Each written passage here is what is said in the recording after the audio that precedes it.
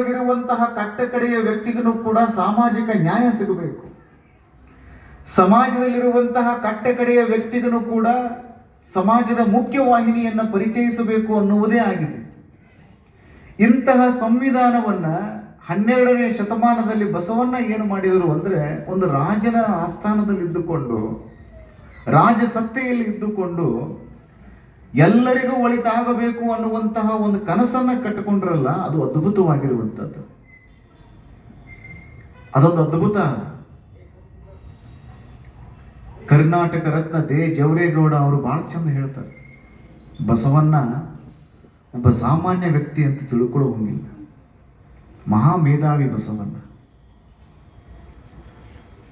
ಬಸವಣ್ಣನವರನ್ನ ನಾವು ಹಿಡ್ಕೊಂಡು ಬಿಟ್ಟಿವಿ ಅಂದ್ರೆ ಕರ್ನಾಟಕ ಹೀರೋ ಆಗ್ತದೆ, ಬಸವಣ್ಣನವರನ್ನ ಬಿಟ್ಟು ಬಿಟ್ಟಿವಿ ಅಂದ್ರೆ ಕರ್ನಾಟಕ ಜೀರೋ ಆಗ್ತೈತಿ ಅನ್ನುವಂತ ಮಾತನ್ನ ದೇ ಜವರೇಗೌಡ ಅವರು ಹೇಳ್ತಾರೆ. ಅಂದ್ರೆ ಬಸವಣ್ಣನವರ ಶಕ್ತಿ ಎಷ್ಟು ದೊಡ್ಡದು ಅನ್ನುವಂಥದ್ದು ನಮಗೆ ಗೊತ್ತಾಗಬೇಕು. ಏನು ಮಾಡಿದ್ರು ಬಸವಣ್ಣ? ನಾನು ಕಳೆದ ವರ್ಷನೂ ಕೂಡ ಅದೇ ವಿಚಾರಗಳ ಕುರಿತಾಗಿ ಇಲ್ಲಿ ಚಿಂತನೆಯನ್ನು ಮಾಡಿದೆ. ಪ್ರಭುಲಿಂಗ ಲೀಲೆ, ಎಂಥ ಶರಣರು, ಉಪಮಿಸಬಾರದ ಉಪಮಾತೀತರು, ಕಾಲ ಕರ್ಮರಹಿತರು, ಅವರಿಗೆ ಸಾವಿಲ್ಲ. ಬಸವಣ್ಣನವರು ಹೇಳ್ತಾರಲ್ಲ, ಎಮ್ಮವರಿಗೆ ಸಾವಿಲ್ಲ, ಎಮ್ಮವರು ಸಾವನರಿಯರು.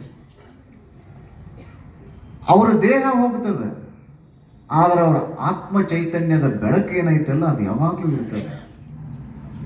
ನಿನ್ನೆ ಹೇಳ್ತಿದ್ದೆ, ತುಂಬಿ ಇದ್ದಿತ್ತು ಪರಿಮಳವಿಲ್ಲ, ಪರಿಮಳವಿದ್ದಿತ್ತು ತುಂಬಿ ಇಲ್ಲ, ತಾನಿದ್ದನು ತನ್ನ ಸ್ವರೂಪವಿಲ್ಲ, ಗುಹೇಶ್ವರನಿದ್ದನು ಲಿಂಗವಿಲ್ಲ ಅಂತ ಅಲ್ಲಮ ಪ್ರಭುಗಳು ಹೇಳ್ತಾರೆ.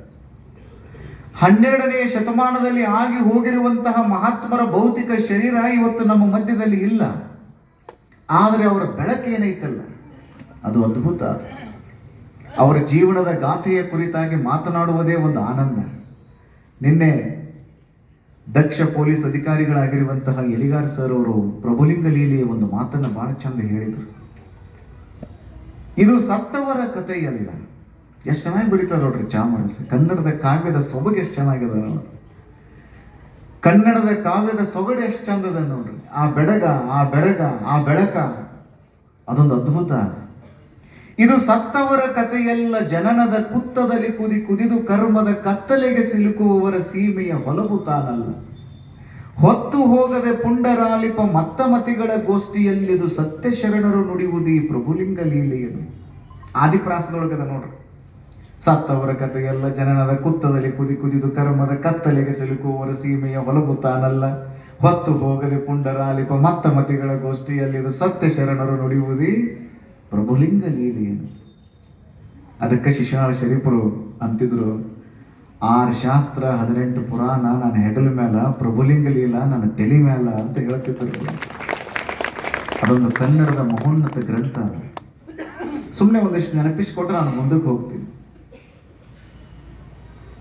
ಅಲ್ಲಮ ಪ್ರಭುದೇವರು ಕಲ್ಯಾಣಕ್ಕೆ ಬಂದರು, ಎಲ್ಲಾ ಶರಣರು ಕಲ್ಯಾಣಕ್ಕೆ ಬಂದರು. ಇಂತಹ ತರಹೇವಾರಿ ವಿಚಾರಗಳ ಕುರಿತಾಗಿ ಹೋದ ವರ್ಷ ನಾವೆಲ್ಲರೂ ಚಿಂತನೆಯನ್ನು ಮಾಡಿದ್ದೇವೆ. ಅಲ್ಲಮ ಪ್ರಭುದೇವರ ಕುರಿತಾಗಿ, ಬಸವಣ್ಣನವರಂತೂ ಸರಿನೇ ಸರಿ, ಅಕ್ಕ ಮಹಾದೇವಿಯವರ ಕುರಿತಾಗಿ, ಸೊನ್ನಲಾಪುರದ ಸಿದ್ದರಾಮೇಶ್ವರರ ಕುರಿತಾಗಿ, ಚನ್ನಬಸವಣ್ಣನವರ ಕುರಿತಾಗಿ ನಾವು ಸಾಧ್ಯಂತವಾಗಿ ಚರ್ಚೆಯನ್ನು ಮಾಡಿರೋಣದರಿಂದ ಈ ವರ್ಷ ನಾವು ಏನು ಮಾಡೋದು ಅಂದರೆ, ಕೆಲವು ವಿಶೇಷವಾಗಿರುವಂತಹ ವ್ಯಕ್ತಿತ್ವ 12ನೇ ಶತಮಾನದಲ್ಲಿ ಕಲ್ಯಾಣದ ಆ ಒಂದು ಬೆಳಗಿನಲ್ಲಿ ಬೆಳಗಿದರು. ಅದಕ್ಕೆ ನೋಡ್ರಿ, ನಾವು ಪ್ರವಚನವನ್ನು ಯಾಕೆ ಕೇಳಬೇಕು ಅಂದ್ರೆ, ಅಂತಹ ಮಹಾತ್ಮರ ಜೀವನ ದರ್ಶನವನ್ನು ಮಾಡಿಕೊಂಡು ನಮ್ಮ ಬದುಕನ್ನು ನಾವು ಕಟ್ಕೋಬೇಕಂತ ಹೇಳಿ. ಯಾಕಂದ್ರೆ ಮನುಷ್ಯ ಒಂದು ಮಾಡೆಲ್ ಬೇಕಲ್ಲ. ಇವತ್ತು ಮನುಷ್ಯ ನೋಡ್ರಿ ಏನೆಲ್ಲ ಸಾಧನೆ ಮಾಡ್ಯಾನ. 20ನೇ ಶತಮಾನದ ಇಂಡಿಯನ್ ಫಿಲಾಸಫಿ ಓದಿದ್ರಿ ಅಂದ್ರೆ, ಭಾರತ ದೇಶದ ಘನತೆವೆತ್ತ ರಾಷ್ಟ್ರಪತಿಗಳಾಗಿರುವಂತಹ ಎಸ್ ರಾಧಾಕೃಷ್ಣನ್ ಅಂತಾರಲ್ಲ, man has learn to swim like a fish in water, he has learn to fly like a bird in sky, but he has not learn to live like a man. ಬಹಳ ಚಂದ ಮಾತ್ರ ಇದು. ಇವತ್ತು ನಾವು ಹಕ್ಕಿ ಹಂಗ ಆಕಾಶದೊಳಗೆ ಹಾರಾಡಕ್ ಕಲ್ತೀವಿ, ನೀರಿನಂಗ ನೀರಿನೊಳಗೆ ಈಜಾಡಕ್ ಕಲ್ತೀವಿ, ಕುದುರೆ ಹಂಗ ಓಡಾಡಕ್ ಕಲ್ತೀವಿ, ಆನಿ ಅಂತ ಶಕ್ತಿಯನ್ನು ಪಡ್ಕೊಳ್ಳೋ ಸಲುವಾಗಿ ಪ್ರೋಟೀನ್ ತಗೋತೀವಿ, ಏನೋ ಸ್ಟಿರಾಯ್ಡ್ ತಗೋತೀವಿ. ನೋಡ್ಬೇಕ್ರಿ ನೀವು ಆಟ ಇವತ್ತಿನ. ಅವ್ರಂತಾರ ಹಕ್ಕಿ ಹಂಗ ಆಕಾಶದಾಗ ಹಾರಾಡ್ತೀಯಪ್ಪ, ಮೀನಿನಂಗ ನೀರಿನೊಳಗೆ ಈಜಾಡ್ತಿ, ಆದ್ರೆ ಮನುಷ್ಯರಂಗ ಇರಾಕ್ ಮಾತ್ರ ಕಲೀಲಿಲ್ಲ ಅಂತಾರ್ರಿ. ನಾವೇನು ಅರ್ಥ ಮಾಡ್ಕೊಳ್ಬೇಕು ಅಂದ್ರೆ ನಾವೆಲ್ಲರೂ ಬಸವಣ್ಣನಂಗ ಆಗಕ್ಕಾಗಂಡಿ. ಇದನ್ನು ಬಹಳ ಚಂದ ನಾವು ನೆನಪಿಟ್ಟುಕೊಳ್ಬೇಕು. ನಾವು ಮನಸ್ಸು ಮಾಡಿ ಬಿಟ್ಟಿವಿ ಅಂದ್ರೆ ದೇವರಾಗಬಹುದು. ಇವತ್ತು ಎಲ್ಲ ವಿದ್ವಾಂಸರು ಒಕ್ಕೊರಲಿನಿಂದ ಒಂದೇ ಒಂದು ಮಾತನ್ನು ಒಪ್ಪಿಕೊಳ್ತಾರ, ನೀವು ಮನಸ್ಸು ಮಾಡಿ ಬಿಟ್ರಿ ಅಂದ್ರೆ ಸಾಕ್ಷಾತ್ ದೇವರಾಗಬಹುದು, ಆದ್ರೆ ಬಸವಣ್ಣ ಆಗಾಕ ಯಾರಿಗೂ ಆಗಂಗಿಲ್ಲ ಅನ್ನುವಂಥ ಮಾತನ್ನು ಬಹಳ ಜನ ವಿದ್ವಾಂಸರು ಒಪ್ಪಿಕೊಳ್ತಾ ಇದ್ದಾರೆ. ದೇವರಾಗಬಹುದು, ಬಸವನಾಗಲು ಬಾರದು. ಎಷ್ಟು ಚೆನ್ನಾಗಿದೆ ನೋಡ್ರಿ ಮಾತು. ಇಂತಹ ಬಸವಣ್ಣನವರ ಕಾಲಕ್ಕೆ ಬಹಳ ಚಂದ ಚಂದ ವಚನಗಳು, ಬಹಳ ಚಂದ ಚಂದ ವ್ಯಕ್ತಿತ್ವಗಳು, ಆ ಬೆಳಕು, ಆ ಒಂದು ಅದ್ಭುತವಾಗಿರುವಂಥ ಪ್ರಕಾಶ. ಹೀಗಾಗಿ ಕಲ್ಯಾಣಕ್ಕೆ ಎಲ್ಲರೂ ಬರ್ತಿದ್ರಲ್ಲ. ಆ ಒಂದು ಬಸವಣ್ಣನವರ ಸ್ವಲ್ಪ ಹಿರಿಯ ಶರಣರು ಅಂತ ಒಬ್ಬರು ದೇವರ ದಾಸಿಮಯ್ಯನವರು, ಜೇಡರ ದಾಸಿಮಯ್ಯನವರು. ಎಷ್ಟು ಚಂದದವರ ಚರಿತ್ರೆ. ಭಕ್ತಿ ಎಂತಹುದಯ್ಯ, ದಾಸಿಮಯ್ಯನಂತಹುದಯ್ಯ. ಸ್ವತಃ ಬಸವಣ್ಣ ಅಂತಾರೆ. ಭಕ್ತಿ ಹೆಂಗಿರಬೇಕು ಅಂದ್ರೆ ದಾಸಿಮಯ್ಯನಂತ ಭಕ್ತಿ ಇರಬೇಕು ಅಂತ ಹೇಳ್ತಾರೆ. ಎಷ್ಟು ಚಂದ ಅವರು ಭಕ್ತಿ ಮಾಡಿರ್ಬೇಕ್ರಿ ಅವರು. ನಮ್ಮದು ಭಕ್ತಿ ನೋಡ್ಬೇಕ್ರಿ ನೀವು. ವಾಸನೆ ಇರ್ಲಾರ್ದಂಥ ಊದಿನ ಕಡ್ಡಿ, ದೇವರ ಮುಂದೆ ಕುಳಿತುಕೊಳ್ಳೋದು, ಅಂಗೈಯಾಗಿ ಲಿಂಗ ಇಟ್ಕೊಂಡು ಉಪ್ಪಿಟ್ಟಾಗೈತೇನಂತ ಕೇಳ್ತೀವಿ. ಟಿವಿ ನೋಡ್ಕೊಂತಾನೆ ಇತ್ತೀಚೆಗೆ ಲಿಂಗ ಪೂಜೆ ಮಾಡ್ಕೊಂಡು ನೋಡಾಕಿದ್ದೀನಿ ನಾನು ಸೋಷಿಯಲ್ ಮೀಡಿಯಾದಾಗ. ಮೊನ್ನೆ ಒಂದು ವಿಡಿಯೋ ಬರ್ತಾ ಇದೆ. ಆ ಕಡೆ ಟಿವಿ ಹಂಗ ಹತ್ತಿದ, ಈ ಕಡೆ ಕೈಯಾಗ ಲಿಂಗ ಹಿಡ್ಕೊಂಡು ನಾವು ವಚನ ಹೇಳಾಕತ್ತಿರ್ತೀವಿ. ಇದು ಸಲ್ಲದು. ನಮ್ಮ ಧರ್ಮ ಯಾವಾಗ ಉಳಿತದೆ ಗೊತ್ತದ? ಬಹಳ ಸ್ಪಷ್ಟವಾಗಿ ನಾವು ಚಿಂತನೆ ಮಾಡಬೇಕು. ಒಂದು ಧರ್ಮ ಯಾವಾಗ ಉಳಿತೈತಪ್ಪ, ಒಂದು ಅದ್ಭುತವಾಗಿರುವಂತಹ ಪರಂಪರೆ ಯಾವಾಗ ಉಳಿತದ ಅಂತ ತಿಳ್ಕೊಂಡು ಯಾರಾದರೂ ನೀವು ನನ್ನ ಪ್ರಶ್ನೆ ಮಾಡಿದ್ರಿ ಅಂದ್ರೆ ಬಹಳ ಜೋರಾಗಿ ಮಾತಾಡೋದ್ರಿಂದ ಒಂದು ಧರ್ಮ ಉಳಿತೈತಿ ಅಂತ ನಾ ಏನೋ ನಂಬಂಗಿಲ್ಲ. ಜೋರಾಗಿ ಮಾತನಾಡುವುದರಿಂದ, ಉದ್ಬೋಧಕವಾಗಿ ಮಾತನಾಡುವುದರಿಂದ ಧರ್ಮ ಉಳಿತದ ಅಂತ ನಾನು ನಂಬಂಗಿಲ್ಲ. ಧರ್ಮದ ಕುರಿತಾಗಿ ಗ್ರಂಥಗಳನ್ನು ಬರೆಯುವುದರಿಂದ ಧರ್ಮ ಉಳಿತದ ಅಂತ ತಿಳ್ಕೊಂಡು ನಂಬುವುದಕ್ಕೆ ನಾನು ಸಜ್ಜಿಲ್ಲ. ಆದ್ರೆ ಒಂದು ಧರ್ಮ ಯಾವಾಗ ಉಳಿತದೆ ಅಂದ್ರೆ ಧರ್ಮದ ಆಚರಣೆ ಮಾಡಿದಾಗ ಮಾತ್ರ ಒಂದು ಧರ್ಮ ಉಳಿತದೆ.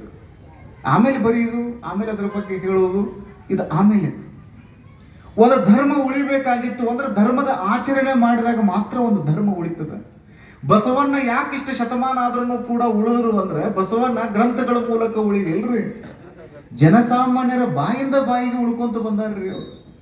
ಗ್ರಂಥದೊಳಗೆ ಏನಾದ್ರೂ ಉಳಿದಿದ್ರು ಅಂದ್ರೆ 12ನೇ ಶತಮಾನದ ಕ್ರಾಂತಿ ಏನಾಯ್ತದಲ್ಲ, ಆ ಕ್ರಾಂತಿ ಆದ ಮೇಲೆ ಗ್ರಂಥಗಳೆಲ್ಲ ಹೋಗಿಬಿಟ್ವು. ಅವುಗಳನ್ನು ಚನ್ನಬಸವಣ್ಣವರು ಉಳುವಿಯಡಿಗೆ ತೆಗೆದುಕೊಂಡು ಹೋದ್ರು. ಸಿದ್ದರಾಮೇಶ್ವರರು ಕೆಲವು ಜನ ಶರಣರನ್ನ ಕಟ್ಟಿಕೊಂಡು ಸೊನ್ನಲಾಪುರದ ಕಡೆಗೆ ಹೋದ್ರು. ಅವು ಗ್ರಂಥಗಳಲ್ಲೇ ಇತ್ತದು. ಒಂದು 200 ವರ್ಷಗಳವರೆಗೆ ಬಸವಣ್ಣ ಹೆಂಗೆ ಉಳಿದಿದ್ರು ಅಂದ್ರೆ ಬಹಳ ಸ್ಪಷ್ಟವಾಗಿ ನಾವು ತಲೆಯಾಗಿಟ್ಟುಕೊಳ್ಬೇಕು. ಜನಸಾಮಾನ್ಯರ ಬಾಯಿಂದ ಬಾಯಿಗೆ ಬಸವಣ್ಣ ಬಂದರು. ಯಾಕಂದ್ರೆ ಬಹಳ ಮಂದಿಗೆ ಗೊತ್ತಿತ್ತು ಬಸವಣ್ಣ ಬಾಯಿಯೊಳಗೆ ಅಷ್ಟೇ ಇರಲಿಲ್ಲ, ಎಲ್ಲರ ಹೃದಯದೊಳಗೆ ಬಸವಣ್ಣ ಇದ್ದಲ್ಲ. ಹೀಗಾಗಿ 200 ವರ್ಷಗಳವರೆಗೂ ಬಸವಣ್ಣ ಉಳ್ಕೊತನ ಬಂದಿದ್ದ. ಇಂಥ ಬಸವಣ್ಣ, ಸ್ವತಃ ಬಸವಣ್ಣನವರೇ ಹೇಳ್ತಾರೆ, ಭಕ್ತಿ ಎಂತಹುದಯ್ಯ, ದಾಸಿಮಯ್ಯನಂತಹುದಯ್ಯ.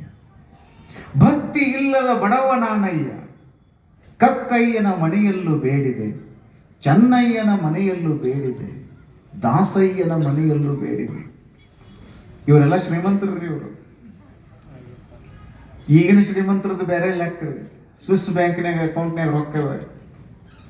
ಆದ್ರೆ ಈ ಎಲ್ಲ ಶರಣರು ಎಂತ ಶ್ರೀಮಂತರು ಅಂದ್ರೆ ಸ್ವಿಸ್ ಬ್ಯಾಂಕಿನೊಳಗಿರುವಂತಹ ದುಡ್ಡು ಕರಿಗೆ ಹೋಗ್ತದೆ. ಈ ಶರಣರದ ಏನು ಬ್ಯಾಂಕ್ ಐತೆಲ್ಲ ಇದು ಎಂದೂ ಕರಗಲಾರದಂತಹ ಸಂಪತ್ತನ್ನು ಅವರು ಗಳಿಸಿದ್ರು. 12ನೇ ಶತಮಾನದೊಳಗೆ ಅವರಿದ್ರು. 900 ವರ್ಷ ಆದ್ರೂ ಕೂಡ ಇವತ್ತಿಗೂ ನಮ್ಮ ಮಧ್ಯದೊಳಗದಾರಲ್ರಿ, ಅವ್ರು ಎಂಥ ಸಂಪತ್ತನ್ನು ಸಂಗ್ರಹ ಮಾಡಿರಬೇಕು, ಎಂಥ ಮನೆಯನ್ನು ಕಟ್ಟಿರಬೇಕು ಅವರು, ಮಹಾಮನೆ. ಇವತ್ತು ಇಂಗ್ಲೆಂಡಿನ ಲ್ಯಾಂಬೆತ್ ನಗರದಲ್ಲಿ ಬಸವಣ್ಣನವರ ಮೂರ್ತಿ ಅನಾವರಣ ಆಗ್ತದೆ. ಅಲ್ಲಿಯ ಜನ ಕೂಡ ಇವತ್ತು ವಚನಗಳನ್ನು ಓದಾಕತ್ತಾರ, ಇಂಗ್ಲಿಷಿಗೆ ಟ್ರಾನ್ಸ್ಲೇಟ್ ಮಾಡಿರುವಂತಹ ವಚನಗಳನ್ನು ಅವ್ರು ಅರ್ಥ ಮಾಡ್ಕೊಳಕತ್ತಾರ, ಹೃದಯ ತುಂಬಿ ಸ್ವಾಗತ ಮಾಡ್ತಾರ. ಯಾಕೆ ಸ್ವಾಗತ ಮಾಡ್ತಾರೆ ಅಂದ್ರೆ, ನಿಮ್ಮ ಹತ್ರ ತತ್ವ ಇತ್ತು ಅಂದ್ರೆ ಅದು ಎಲ್ಲಿದ್ರೂ ಕೂಡ ಜನ ನಿಮ್ಮನ್ನು ಒಪ್ಕೊಳ್ತಾರೆ. ಇವತ್ತು ಇಂಗ್ಲೆಂಡಿನ ಲ್ಯಾಂಬೆತ್ ನಗರದಲ್ಲಿ ಬಸವಣ್ಣನವರ ಮೂರ್ತಿ ಅನಾವರಣ ಯಾಕೆ ಆಗ್ತದೆ ಅಂದ್ರೆ, ಬಸವಣ್ಣನವರ ತತ್ವ ಅಷ್ಟು ಅದ್ಭುತವಾಗಿ ಅದಾವ ಅನ್ನೋ ಕಾರಣಕ್ಕೆ. ಅಂತಹ ಬಸವಣ್ಣ ಇವ್ರನ್ನೆಲ್ಲರನ್ನು ಎತ್ತರಿಸಿದ್ರು ನೋಡ್ರಿ, ಮ್ಯಾಲೆ ಎತ್ತರಿಸಿದ್ರು ಅವರು. ಎಂಥ ಶ್ರೀಮಂತಿಕೆ ಅವರದ್ದು. ಕಕ್ಕಯ್ಯ, ಚೆನ್ನಯ್ಯ, ದಾಸಯ್ಯ, ಕಿನ್ನರಿ, ಬ್ರಹ್ಮಯ್ಯ, ಇವರೆಲ್ಲ ಸಾದಾ ಶರಣರನ್ನು ತಿಳ್ಕೊಬೇಡ್ರಿ. ಭೌತಿಕವಾಗಿ ಅವರು ಗುಡಿಸಲದೊಳಗನ ಇದ್ರಿ ಅವರು, ಆದ್ರೆ ಆತ್ಮದ ಚೈತನ್ಯ ಎಷ್ಟು ಚೆನ್ನಾಗಿತ್ತು ಅಂದ್ರೆ ಅವರೇ ಶ್ರೀಮಂತರು. ಅದಕ್ಕೆ ನಾನು ಎಲ್ಲರ ಮನೆ ಹತ್ರ ಹೋದ್ನಪ್ಪ, ಎಲ್ಲರನ್ನ ಕೇಳ್ಕೊಂಡೆ. ನಾನು ಏನು ಕೇಳ್ಕೊಂಡೆ ಅಂದ್ರೆ ಭಕ್ತಿಯನ್ನು ಕೇಳ್ಕೊಂಡೆ. ದೇವರು ಯಾವುದರ ಪ್ರಿಯ? ಭಕ್ತಿ ಪ್ರಿಯ. ನಾದಪ್ರಿಯ ಶಿವನೆಂಬರು ನಾದಪ್ರಿಯ ಶಿವನಲ್ಲವಯ್ಯ, ವೇದಪ್ರಿಯ ಶಿವನೆಂಬರು ವೇದಪ್ರಿಯ ಶಿವನಲ್ಲವಯ್ಯ. ನಾದವ ಮಾಡಿದ ರಾವಣಂಗೆ ಅರೆ ಆಯುಷ್ಯವಾಯಿತು, ವೇದವ ನೋದಿದ ಬ್ರಹ್ಮಣ ಶಿರ ಹೋಯಿತು. ನಾದಪ್ರಿಯನೂ ಅಲ್ಲ, ವೇದಪ್ರಿಯನೂ ಅಲ್ಲ, ಭಕ್ತಿಪ್ರಿಯ ನಮ್ಮ ಕೂಡಲ ಸಂಗಮ ದೇವ ಅಂತ ಬಸವಣ್ಣನವರು ಹೇಳ್ಯಾರ. ದೇವರ ಹೋದೆ, ದಾಸಯ್ಯನ ಹತ್ರನೂ ಹೋದೆ, ಅವರೆಲ್ಲ ನೀಡಿದ್ರು ನನಗೆ, ಭಕ್ತಿಯನ್ನು ಕಲಿಸಿದ್ರು ನನಗೆ. ಅದರ ಪ್ರತಿಫಲನ ಏನಾಯ್ತು ಅಂದ್ರೆ ಭಕ್ತಿ ಭಂಡಾರಿ ಆದ್ರು ಅವ್ರು ಬಸವಣ್ಣವ್ರು ಎಷ್ಟು ದೊಡ್ಡವ್ರು ನೋಡ್ರಿ. ಅವರೇ ಸ್ವತಃ ಭಕ್ತಿ ಭಂಡಾರಿ ಆದ್ರೂ ಕೂಡ ಎಲ್ಲರ ಹತ್ರ ನಾನು ಹೋದೆ, ಕೇಳ್ಕೊಂಡೆ. ಅವರೆಲ್ಲ ನಂಗೆ ನೀಡಿದ್ರು, ಹೃದಯ ತುಂಬಿ ಧಾರೆ ಇರಿದ್ರು. ನಾನು ಒಬ್ಬ ಭಕ್ತನಾದೆ, ಉಳಿದವರೆಲ್ಲರೂ ಜಂಗಮರಾಗ್ಬಿಟ್ರು ಅಂತ ಬಸವಣ್ಣ ಹೇಳ್ತಾರೆ. ಎಷ್ಟು ಚೆನ್ನಾಗಿ ಮಾತದ ಅಂದ್ರೆ, ನಾನಾ